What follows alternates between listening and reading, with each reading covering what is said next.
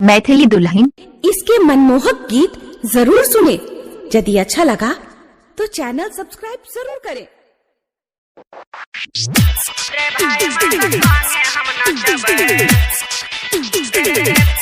अभी आप सुन रहे हैं देवरानी से माँ दुर्गा म्यूजिक की प्रस्तुति।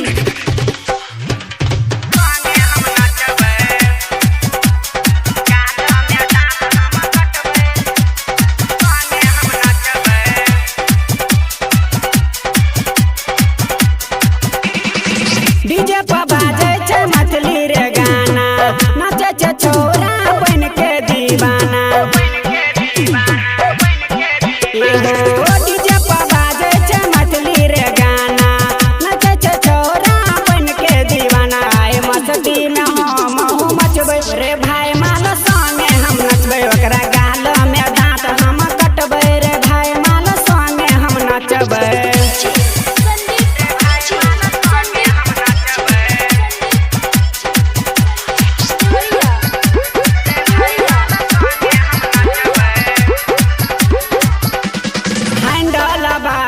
सैंडल पहरने पहनने छै घघरा रे, छोरा सबके हम मन सनकाबै, बुढ़बा कलेत झगड़ा रे। पाउडर लिपस्टिक ये भर बनेने, नया डिजाइन के हिप्पी कटेने। आई दिल के कोना हम रखबै रे भाई माल संगे हम नचबै, ओकरा गाल में दांत हम कटबै रे भाई माल जाने हम नचबै।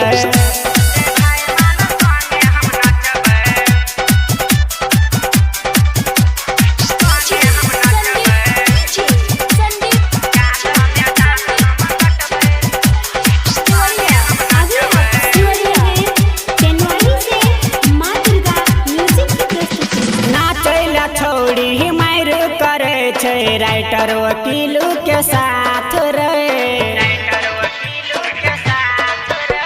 कतनो मनाबै छै तैयो न माने, पकड़ के खींचे छै हाथ रे।